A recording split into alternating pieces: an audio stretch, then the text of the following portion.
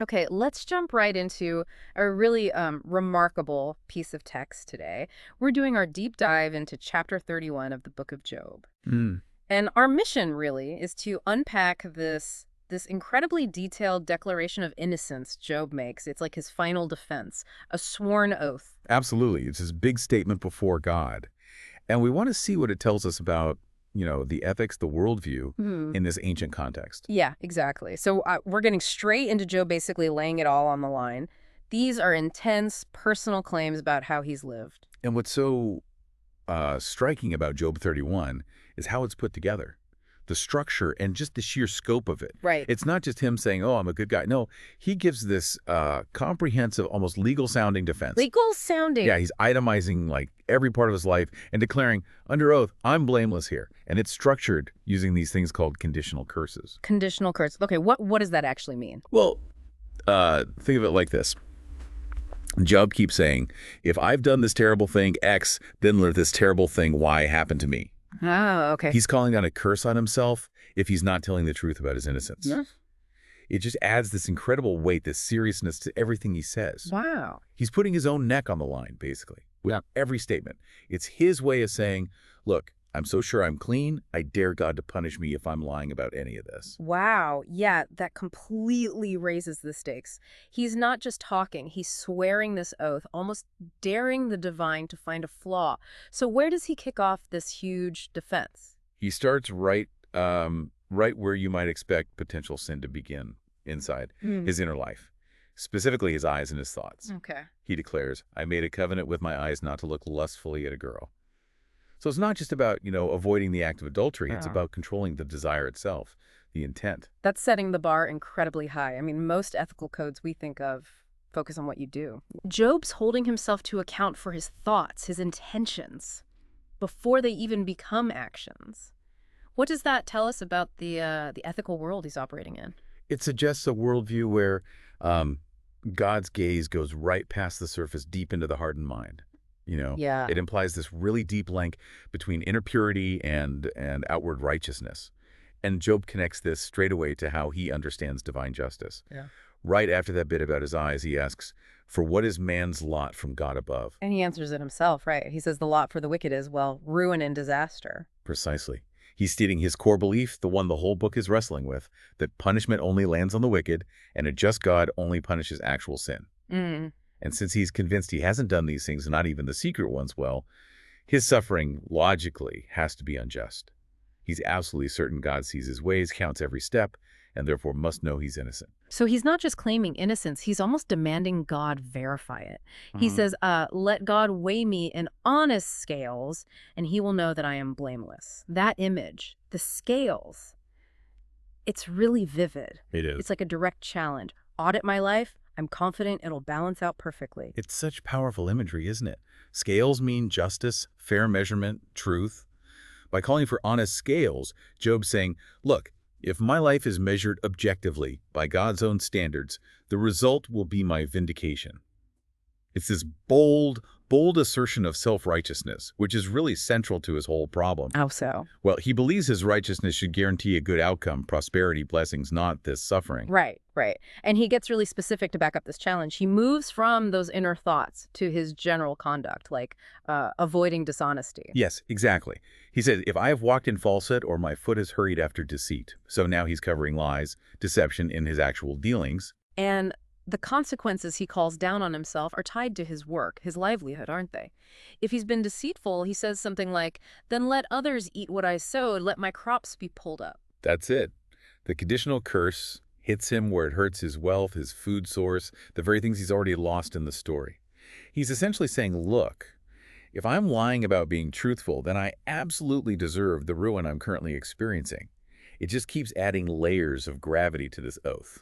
Okay, so inner life first, then basic honesty. Then he seems to broaden out to relationships. This is where he talks about women and temptation again, but differently. Right. He shifts focus to actions towards other people's households.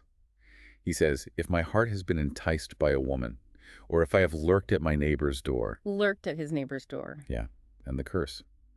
Then may my wife grind another man's grain, and may other men sleep with her. It's visceral, isn't it? A deeply personal curse about marital fidelity. Wow, yeah. The consequence is like a direct mirror of the sin infidelity for potential infidelity. And he calls that potential act a shameful deed, a sin to be judged, compares it to a destructive fire. It really hammers home how seriously this society, or at least Job himself, viewed adultery, the damage it does to family, community. Definitely. But importantly, Job doesn't just stick to relationships between equals or issues of temptation. He moves into a really crucial area, Yeah. how he treated people who were dependent on him or vulnerable, specifically his servants. Yes, this part really stood out to me. He asks himself, basically, if I denied justice to my servants when they had a problem with me, what can I possibly say when God confronts me? How could I answer? And his reason for treating them justly? Yeah. This is profound, maybe even kind of radical for back then. He justifies it not just because it's nice or it's the custom, but based on their shared creation. He says, did not he who made me in the womb make them? Did not the same one form us both within our mothers? That is an incredible statement. It's like fundamental equality based purely on being created by the same God. Exactly. He's saying the master, the servant, they're both creatures of the same God, formed by the same divine hand. This isn't just, be decent to your staff. It's about recognizing this inherent human dignity rooted in theology. How does that stack up against other ancient codes? Well, many ancient law codes did talk about treating slaves or servants, sure, but often it was more about economics, like damage to property or just keeping social order. Right. Job's grounding it in shared humanity, this shared divine parentage. That's a much, much deeper basis for equality than you typically find. He's setting a standard for himself that's way beyond just the minimum legal stuff. And he keeps going with this, extending that same kind of consideration to other vulnerable groups, like the poor, widows, the fatherless. Yes, he lists several ways he specifically has not mistreated them, Yeah. frames them as potential sins he's avoided. If I have denied the desires of the poor, or let the eyes of the widow grow weary, if I have kept my bread to myself, not sharing it with the fatherless. And then he flips it, contrasting that potential failure with what he says he actually did. He claims a lifetime commitment. From my youth, I reared him the fatherless as would a father, and from my birth I guided the widow. He's painting this picture of not just avoiding doing harm, but actively, consistently caring for them. Right, actively caring. He emphasizes this again. Quote, if I have seen anyone perishing for lack of clothing, or a needy man without a garment, and his heart did not bless me for warming him with the fleece from my sheep.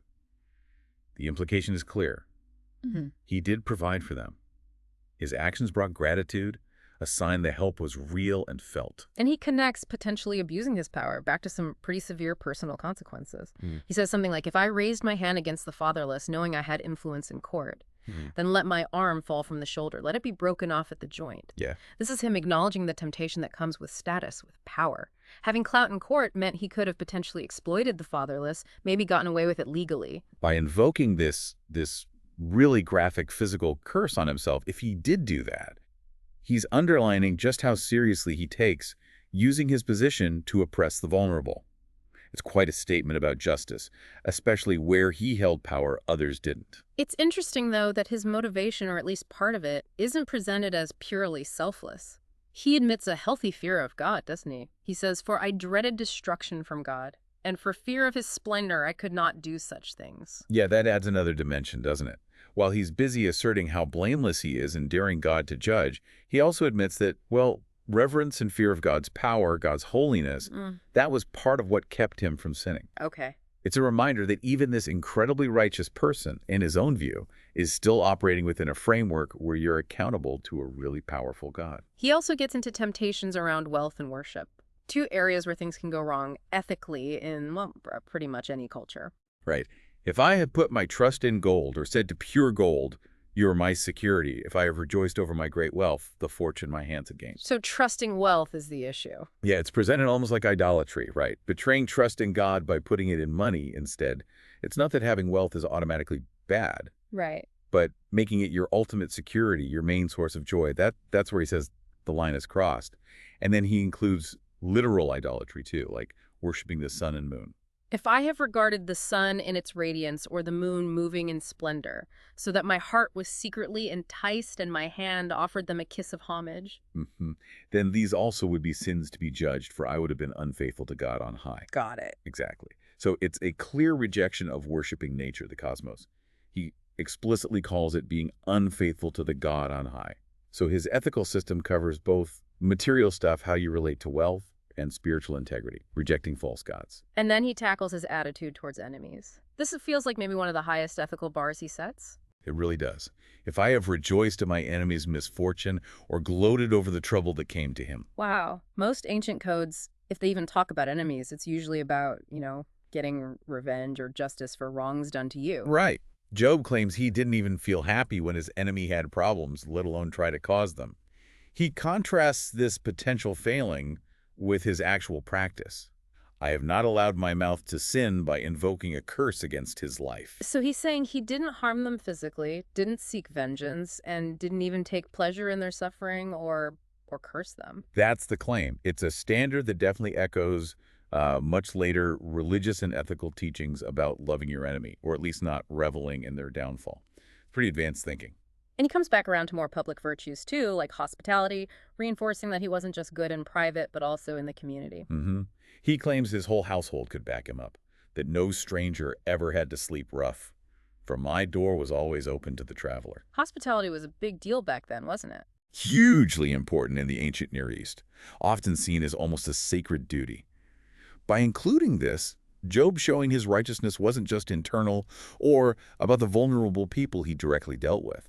It extended to how he treated outsiders, how he upheld community standards of generosity. It feels like he even anticipates people doubting him, wondering if it's all just an act. Yes, he does. He denies concealing sin as men do by hiding my guilt in my heart because I so feared the crowd and so dreaded the contempt of the clans that I kept silent and would not go outside. Right. That's a crucial bit. He's tackling head-on the idea that he might be a hypocrite, someone putting on a righteous show because they're scared of what people think, while secretly guilty. Okay. He's insisting his integrity is real, not just playing to the crowd. He didn't keep quiet about hidden wrongs just because he feared being judged socially. And all of this huge list, it all builds towards his final ultimate challenge, his desperate plea for a direct encounter with God. Yes, this is the peak of his defense. After laying out this absolutely exhaustive inventory of his virtue, he cries out, "Oh, that I had someone to hear me. I sign now my defense. Let the Almighty answer me. Let my accuser put his indictment in writing." He's basically submitting his case file. Pretty much, and demanding that God, who he sees as his accuser, finally present the actual charges so he can face them directly. And the confidence. It's just breathtaking. He says he'd wear that written indictment on his shoulder like a crown. Isn't that incredible? Yeah, he wouldn't hide from it, he'd embrace it, give a full account of every step he ever took, and approach God not like some trembling sinner, but like a prince. It's just an astonishing display of self-belief, coupled with this deep, deep yearning for his name to be cleared. He genuinely believes his record is so spotless that being formally accused by God wouldn't be terrifying. Right. It would be his chance for a triumphant defense. He'd wear the charges like a badge of honor, almost. And he throws in one last, really unique point right at the end, connecting his righteousness not just to people, but to the land itself. Yeah, this is fascinating. He says, "If my land cries out against me, and all its furrows are wet with tears, if I have devoured its yield without payment, or broken the spirit of its tenants, And what? then let briars come up instead of wheat, and weeds instead of barley." So another conditional curse, but tied to the earth. Exactly. It broadens the whole ethical scope even further. It suggests this sense of responsibility, not just to other humans, but to the actual land you work and benefit from. Mistreating the land, or the people farming it, is seen as such a serious offense that the land itself would kind of mourn and refuse to produce food, giving thorns and weeds instead. Wow. Okay, so let's just quickly recap the sheer breadth of what Job covered in this defense. It goes from his most private, inner thoughts Right, personal integrity. to his core relationships, family, peers, then the ethical treatment of the most vulnerable servants, the poor, widows, the fatherless, Tackling the temptations of wealth, idolatry. his attitude towards enemies, the duties of hospitality. Asserting his integrity wasn't hypocrisy. And even includes that responsible stewardship of the land and the people working it. It's just an incredibly comprehensive moral checklist. It really is. And the whole point of laying out this massive list is that central challenge he throws down to God. He's essentially saying, okay, here's how I believe I've lived blamelessly according to the highest standards I know. Now scrutinize it. Prove me wrong. He's totally trusting in those honest scales he talked about earlier. What a dense, powerful chapter. It touches on so many facets of what a righteous life meant in his understanding. It really goes way beyond just a simple list of rules, doesn't it? It's Yeah. about intentions, attitudes, how you handle power, caring for the vulnerable, even, environmental responsibility in a way, all framed by his conviction that God is just and watching.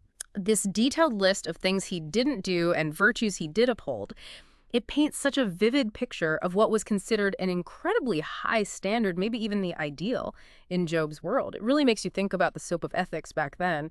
And then you have Job's absolute certainty in his own righteousness, his unwavering belief that he will be found blameless when weighed in honest scales, that he could wear God's accusation like a crown. Which really leaves us with a profound question, doesn't it? For you, listening, how does that absolute confidence sit with you?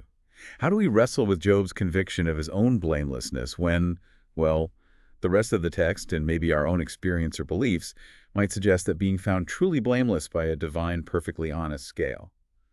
Maybe that's a complex or even impossible standard for any human. Right. What does this ancient, really challenging list suggest to you about righteousness, about accountability, and about confidence across all this time?